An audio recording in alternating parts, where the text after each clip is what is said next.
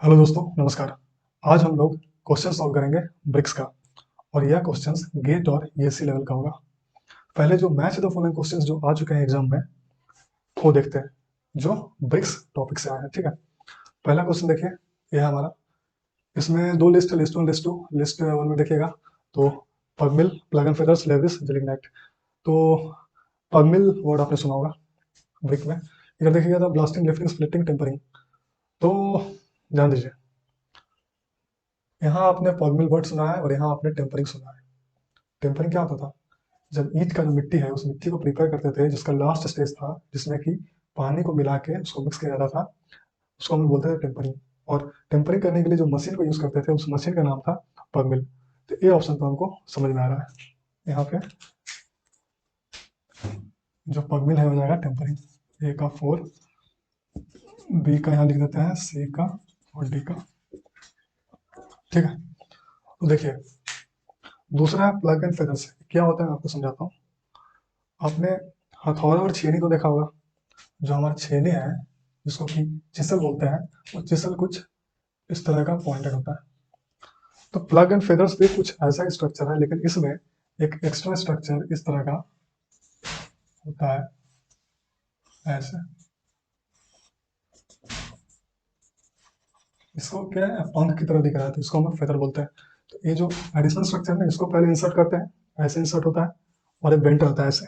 ठीक है, उसके बाद जो हमारा छेनी है जिसको क्या हम चिसल बोलते हैं, उसको बीच में इंसर्ट किया जाता है ऐसे, ये बीच वाला। ठीक है, और जैसे जैसे अंदर जाएगा तो ये ज़्यादा फैलेगा। अब फैलने से क्या होगा, इसको जिस स्ट्रक्चर पे यूज कर रहे हैं ना उस स्ट्रक्चर को वह तोड़ने का कोशिश करेगा। तोड़ने की कोशिश करेगा तो ब्लास्टिंग नहीं, लिफ्टिंग नहीं, स्प्लिटिंग, हाँ स्प्लिट करने की कोशिश कर सकता है हमारा जो प्लग एंड फेदर्स है। तो बी का हमारा ऑप्शन 3 स्प्लिटिंग हो सकता है। देखिए लेविस, तो साइंटिस्ट का नाम जैसा लग रहा है, लेकिन लेविस क्या है ना, एक तरह का स्ट्रक्चर होता है। तो देखिए कुछ ऐसा होता है, इसमें दो पॉइंटेड पार्ट होता है एंडिंग में। इन दोनों पॉइंटेड पार्ट को कोई स्ट्रक्चर में हम इंसर्ट कर देते हैं, घुसा देते हैं, और वो एक तरह से उसमें अटैच हो जाता है। उसके बाद हम क्या करते हैं ना, हम चाहेंगे तो यहाँ से एक तरह से उठा सकते हैं ये पूरा का पूरा स्ट्रक्चर को। और ये जो उठाने वाला स्ट्रक्चर एक पार्ट है ना, इसको हम लोग लेविस बोलते हैं। ठीक है, तो उठाना मतलब एक तरह से देखिएगा टेम्परिंग नहीं, लिफ्टिंग। हाँ, जो हमारा लिफ्टिंग है, लिफ्टिंग उठाने का काम कर सकता है। तो जो लेविस है, लेविस स्ट्रक्चर से हम लिफ्ट कर सकते हैं, मतलब सी का हम लिख सकते हैं 2। अब बच गया डी। डी का देखिए तो ऑप्शन 1 नहीं हुआ है, तो ऑप्शन 1 लास्ट में होगा, ऐसे दिमाग लगा सकते हैं। लेकिन देखिए तो जेलिग्नाइट है ना, ये वर्ड आपने नहीं सुना होगा, लेकिन एक वर्ड मैं आपको बताता हूँ, वो था ब्लास्टिंग जेल, या फिर इसको जेली भी बोलते थे। ये जब मैंने स्टोन का ब्लास्टिंग मेथड बताया था वहां पे बताया था। इसी ब्लास्टिंग जेल का एक और नाम है जेलिग्नाइट, और ये यूज होता है ब्लास्ट करने के लिए, विस्फोटक करने के लिए। ये था हमारा क्वेश्चन नंबर 1। इसका जो राइट ऑप्शन है हमारा ऑप्शन सी हो जाएगा, जो कि मैच करता है इससे। ठीक है, चलिए दूसरा क्वेश्चन देखते हैं। इसका इसमें लिस्ट वन में आपका ऑप्शन है एल्यूमिना, सिलिका, मैग्नीशिया और लाइमस्टोन। तो लिस्ट वन से तो कुछ आइडिया नहीं आ रहा। लिस्ट टू में देखिए, कलर ऑफ ब्रिक, ईच में कलर कौन देना था? Iron oxide. आयरन ऑक्साइड हम ऑप्शन में लेंगे, और कोई कलर देने का काम करता था क्या? ध्यान दीजिएगा, जो हमारा मैग्नीशिया है, जो आयरन ऑक्साइड था वो रेड कलर देता था, मैग्नीशिया है ना थोड़ा सा येलो कलर येलो कलर देने का काम करता था। तो ये भी तो कलर दे ही रहा है ना। तो कलर ऑफ ब्रिक में हम लोग मैग्नीशिया को रख सकते हैं। यहाँ हम लोग लिख देते हैं ए का, बी का, सी का और डी का। तो कलर ऑफ ब्रिक 1 था, वो किस में जा रहा है? सी में। तो 1 गया हमारा सी में, मैग्नीशिया में। दूसरा है plasticity recovery for moulding. Plasticity कौन देता था? एल्यूमिना। क्यों देता था? क्योंकि वो क्ले से आता था। तो एल्यूमिना का काम था प्लास्टिसिटी देना, जो कि ए का है। तो ए का हो जाएगा हमारा 2। अब देखिए रिएक्ट्स विद सिलिका, ऑप्शन जो हमारा बच गया है सिलिका और limestone. Reacts with silica, common sense use करिएगा। तो सिलिका खुद से क्या रिएक्ट करेगा? तो रिएक्ट करेगा किसी और से। और आगे देखिए, reacts with silica during burning and causes particles to unite together and development of strength. जो हमारा लाइमस्टोन था, जिसको हम लाइम भी बोलते हैं, और लाइम क्या करता था? लाइम एक तरह से फ्यूजन का काम करता था, सब चीज को एक तरह ला के और फ्यूज करता था, यूनाइट करता था। वही वर्ड हमारा यूनाइट या फ्यूजन यहाँ पे आ रहा है। जिसके कारण स्ट्रेंथ डेवलप होता था। तो हम लोग जो 3 है उसको हम लाइमस्टोन में डाल सकते हैं। हम बच गया कौन सा, 2 हो गया, 1 हो गया, 3 हो गया, 4 बच गया, तो बी का 4 होगा। ऐसा ऑप्शन पढ़ लीजिए एक बार। Preserves the form of brick at higher temperature and prevents shrinkage. Form of brick जो हमारा था डी का 3, ठीक है, और 4 जो हमारा ऑप्शन था वो था बी सिलिका। सिलिका का काम क्या था, जिस शेप का ईंट बनाते हैं हम लोग उसको उसी शेप में रहने में हेल्प करता था, रिटेनिंग ऑफ शेप, जो कि यहाँ पे preserves the form of brick same meaning रखता है। तो इसका हमारा हो जाएगा ए का 2, बी का 4, सी का 1, डी का 3, जो कि हमारा ऑप्शन सी। देखिए तीसरा क्वेश्चन भी मैच द फॉलोइंग है। इसमें लिस्ट 1 में है एब्जॉर्प्शन, हार्डनेस, साउंडनेस, स्ट्रक्चर। ये सब तो कुछ टेस्ट जैसा लग रहा है। सेकंड लिस्ट में देखते हैं क्या है। Brick is to be broken for test. ईंट को तोड़ना होगा टेस्ट करने के लिए। कुछ आइडिया आ रहा है क्या किसमें तोड़ा जाता है? नहीं समझ में आ रहा है, इसको छोड़ दीजिए। यहाँ पे हम लोग फिर लिख लेते हैं ए का, बी का, सी का और डी का। दूसरा देखिए, 2 bricks are to be taken and they can be stuck with each other without breaking। 2 ईंट को लेना है और दोनों को एक तरह से दोनों में टकराना है बिना टूटे हुए। किस लिए करते थे? साउंडनेस टेस्ट करने के लिए। अगर 2 ब्रिक को टकराए और मेटालिक साउंड आया मतलब वो ब्रिक साउंड है, मतलब अच्छा है। तो हमारा जो 2 है ये हो जाएगा साउंडनेस टेस्ट में, सी का हो जाएगा 2। अगला देखिए, scratch is easily made on brick surface with the help of fingernail. नाखून से हम लोग कोशिश करते थे ईंट पे स्क्रैच करने के लिए, क्यों? पता करने के लिए वह ब्रिक इनफ हार्ड है या नहीं। तो यह होता था हार्डनेस टेस्ट में। तो हमारा जो 3 है ये हो जाएगा इधर बी में, बी में हो गया 3। अगला देखिए, difference in weight between the bricks immersed in water for 16 hours and the dry weight. मतलब पानी में जो 16 घंटा तक ब्रिक को रखा गया उसका वेट का डिफरेंस किससे? ड्राई वेट से। सिंपल सी बात है, वाटर एब्जॉर्प्शन टेस्ट है, यही तो करते थे। वाटर एब्जॉर्प्शन या एब्जॉर्प्शन सेम बात है। 4 का हो जाएगा हमारा ई का, वाटर एब्जॉर्प्शन है ना, इसमें हो जाएगा 4। बच गया कौन सा? 1। 1 क्या था? Brick is to be broken for test. यह है किसका? स्ट्रक्चर का। तो ऐसा दिमाग रहेगा, तो अगर स्ट्रक्चर स्टडी करना है ब्रिक का तो तोड़ना तो पड़ेगा ही। तोड़ने के बाद हम चाहे तो उसका माइक्रोस्कोपिक स्टडी करके उस स्ट्रक्चर के बारे में पता लगा सकते हैं या स्टडी कर सकते हैं। चलिए आगे क्वेश्चन देखते हैं।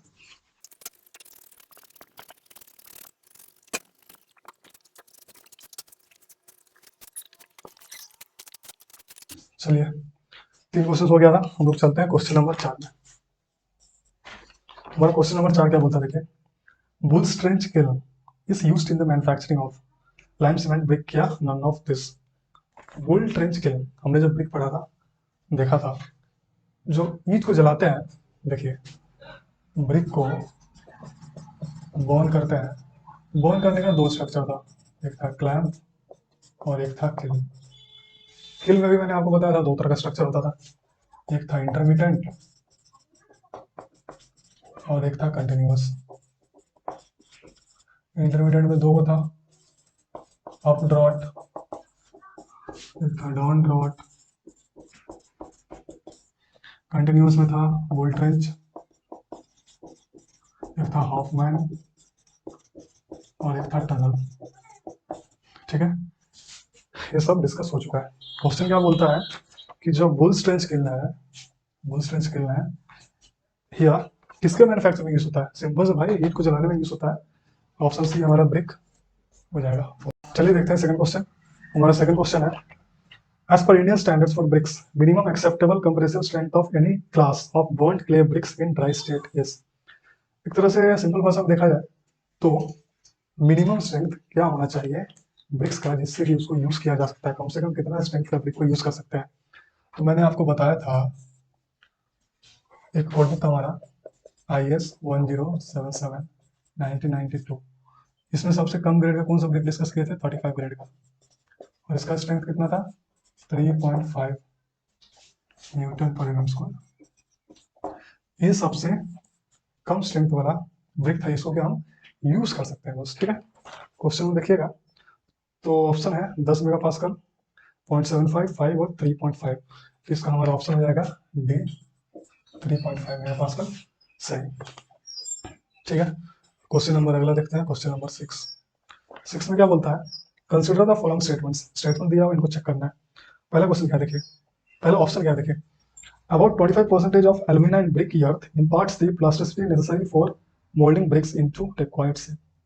तो एल्यूमिना तो ठीक है, एल्यूमिना कहाँ से आता था? क्ले से। क्ले क्या देता था? प्लास्टिसिटी, जिससे कि मोल्डिंग होता था। लेकिन 25% दिया हुआ है और एल्यूमिना का मैंने आपको बताया था 20 से 30% जरूरी होता है।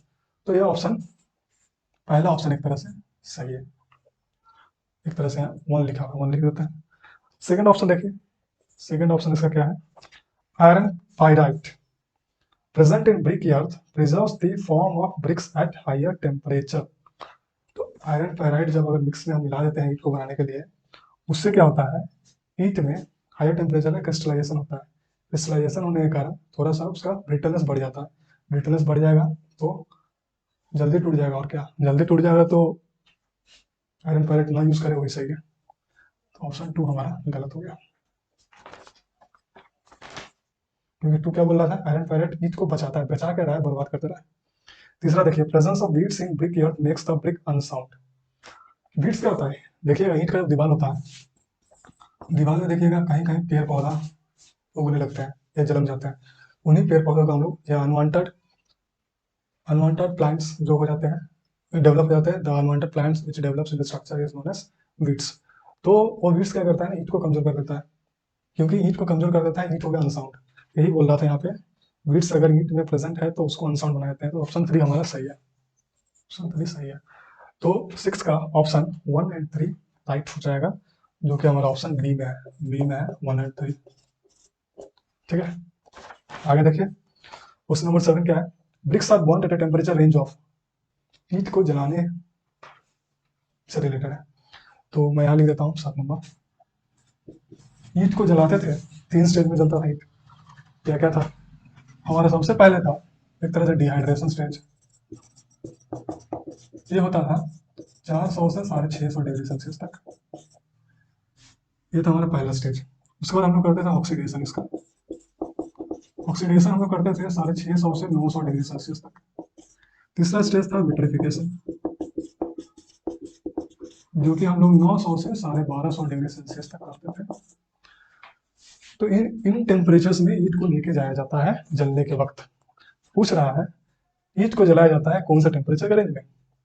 तो इन सब टेम्परेचर रेंज में जलाया जाता है, लेकिन ऑप्शन देखिएगा 500 से 700, जो कि इनको कवर कर ले रहा है। 700 से 900 इनको कवर कर ले रहा है।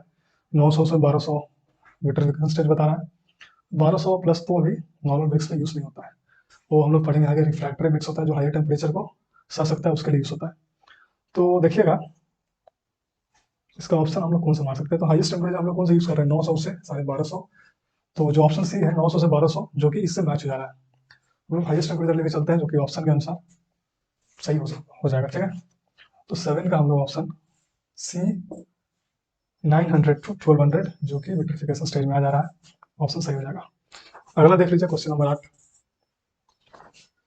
The bricks which are extensively used for basic refractories in furnaces are। यहाँ एक वर्ड आ रहा है बेसिक रिफ्रैक्टरीज। ये वर्ड आपने अभी पहली बार सुना होगा, थ्योरी में मैंने आपको ये नहीं बताया था। तो रिफ्रैक्टरीज क्या होता है? ऐसे मटेरियल जो कि हायर टेम्परेचर को बर्दाश्त कर सकते हैं, temperature which can withstand higher temperatures. और हायर टेम्परेचर विथस्टैंड कर रहे हैं मटेरियल्स, इनसे हीट बनाएंगे तो हीट भी ज़्यादा टेम्परेचर को बर्दाश्त करेगा। और देखिए, और ये मटेरियल है, ये मटेरियल देखिएगा तो हमारा एसिडिक भी हो सकता है, बेसिक भी हो सकता है, या न्यूट्रल भी हो सकता है। दुनिया में तो यही 3 चीज हो सकता है। तो कुछ एग्जांपल्स मैं आपको लिखवा देता हूँ। एसिडिक रिफ्रैक्टरीज मतलब एसिडिक मटेरियल जो कि हायर टेम्परेचर को बर्दाश्त कर सकता है। ठीक है, तो एसिडिक का याद रखिएगा एल्यूमिना, सिलिका, जिरकोनिया। और बेसिक का याद रखिएगा मैग्नेसाइट, डोलोमाइट।